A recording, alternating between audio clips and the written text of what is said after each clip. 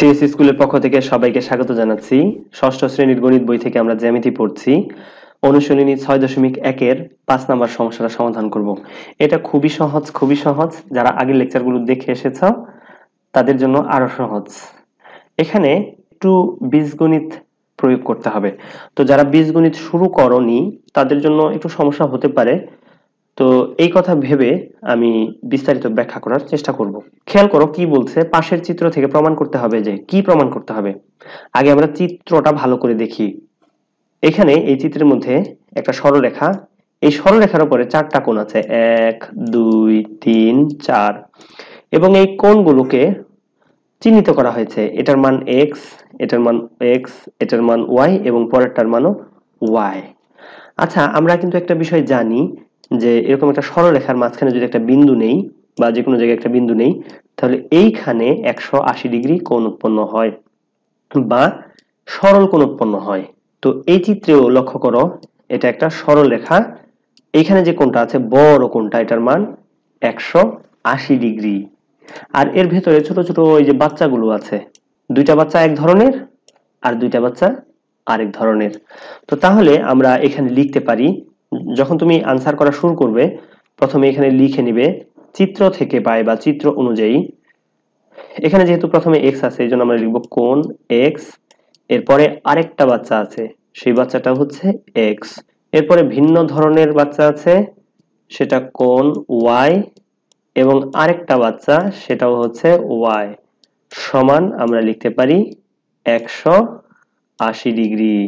এরপরে আমরা কি করব, যখন দুটি একই উপাদান যোগ করা হয় তখন সেখানে লেখা যায় 2 কোণ x। তো এখানে বা দিতে ভুলবে না। যখন একটা সমীকরণ থাকবে এরকম মাঝখানে সমান চিহ্ন থাকবে, তখন পরের লাইনে এভাবে বা দিয়ে লিখতে হয়।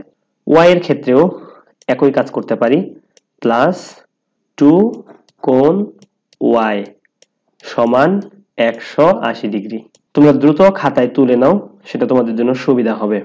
তো এরপরে আমরা কি করব, এখানে আমরা একটা ব্র্যাকেট দিব, ব্র্যাকেটের শুরুতে আমরা 2 লিখব, এটাকে বলে কমন নেওয়া।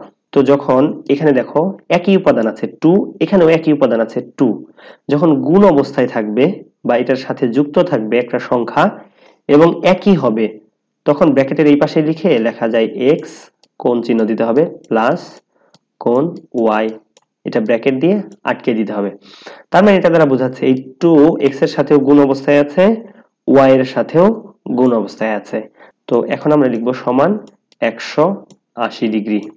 এরপরে আমরা কি করব, বীজগণিতের নিয়ম অনুযায়ী সমান চিহ্নের দুই পাশে যদি আমরা কোনো কিছু যোগ করতে চাই তাহলে একই জিনিস যোগ করতে হবে, যদি বিয়োগ করতে চাই তাহলে একই জিনিস বিয়োগ করতে হবে, যদি গুণ করতে চাই তাহলেও একই জিনিস গুণ করতে হবে।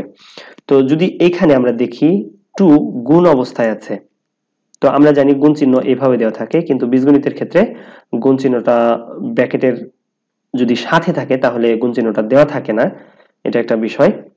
তো এই 2টাকে আমি অপর পাশে নিয়ে যাব। তো যদি গুণ অবস্থায় থাকে তাহলে এটা নিচে চলে যাবে, ভাগ হয়ে যাবে। এই 2টা এই পাশে গিয়ে ভাগ হয়ে যাবে, মানে 180 কে আমরা 2 দিয়ে ভাগ করে ফেলবো।